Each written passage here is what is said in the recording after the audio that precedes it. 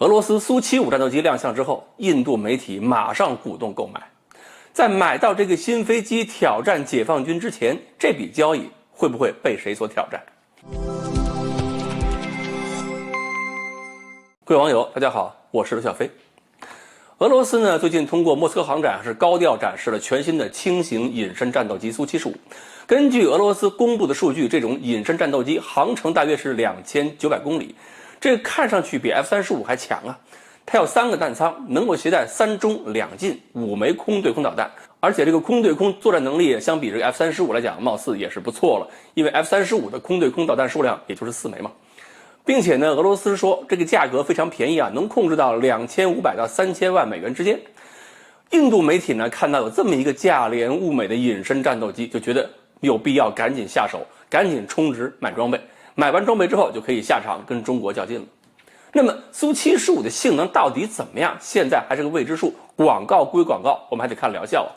这次展示的飞机呢，虽然不是最初说的那个模型，是原型机了吧？但是原型机毕竟要经过静力实验啊，经过试飞啊，经过这个修改设计啊，经过一系列的反复之后，才能成为正式产品，才能批量装备部队。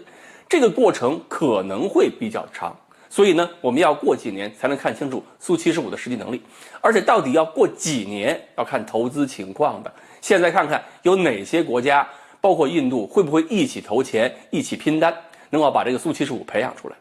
至少从外观来看吧，这个苏75隐身设计呢，倒是比苏57彻底多了。所以如果说是印度买了苏75，至少巴基斯坦不买我们的新隐身战斗机，貌似是对抗不了的。至于说拿苏75和中国对抗的话，那么它面对中国的隐身战斗机可能不太有明显的优势，毕竟是轻型战斗机嘛，火力方面呀、雷达方面可能都吃亏。但是面对我们的歼10、歼11、歼16等等这个系列的话呢，威胁还真是蛮大的。所以印度这个期待呢，倒不是没有道理。但是我们知道，涉及印度的事情通常都是好事多磨，而且磨啊磨的就磨没了。苏57当年呢，就是让印度掏了不少钱，最后在印度方面无疾而终，反而是让俄罗斯蹭了便宜了。那么这回印度人就算是下了决心一定要买苏75，还需要很多年，而这几年下来，中间又发生多少变故，那谁能猜得清楚啊？这还不仅仅是技术层面问题了，再看价格，2500到3000万美元的价格，能够买到一个先进的隐身战斗机吗？倒也有可能。俄罗斯之所以能够把价格放到3000万美元以下这个水平，是因为他们使用了大量的成熟技术和产品部件，比如说发动机就用成熟的，航电用成熟的，雷达用老的。这些今天在俄罗斯算是比较成熟的雷达、航电、导弹，过几年还能够和先进的机载设备进行对抗吗？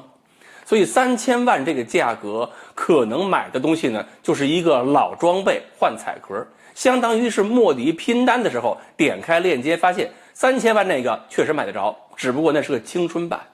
你要换新发动机可以，那是畅玩版。你要换一个有源相控阵雷达，对不起，那是 Pro 版。至于说你把什么都更新了，顶配的 Max 版，那就不一定什么价格了。因为从 Pro 版到 Max 版，苏75上可能有一大堆的欧洲零部件了。就算俄罗斯想便宜，欧洲那些零部件的供应商还不见得干呢。最后还有大问题，就是这个交易是不是印度跟俄罗斯他们俩自个儿就能说了算的？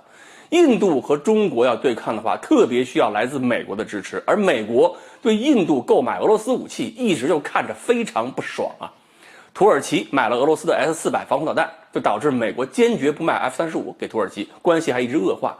如果说印度在买了苏75这种隐身战斗机，形成了很强大的攻击实力的话，那么中印对峙过程中，美国会不会反过来给印度小鞋穿？一个国家不买美国武器还能获得战略优势，这种事儿美国可不能忍。印度政府和印度空军其实都没有把握能够做好购买苏75这个梦，只是印度媒体特别着急，要替莫迪喊一喊。好，关于苏75能不能够落户印度，印度付出的代价又会是什么？我们今天呢聊到这里，欢迎大家继续关注我们的栏目，我们下期再说。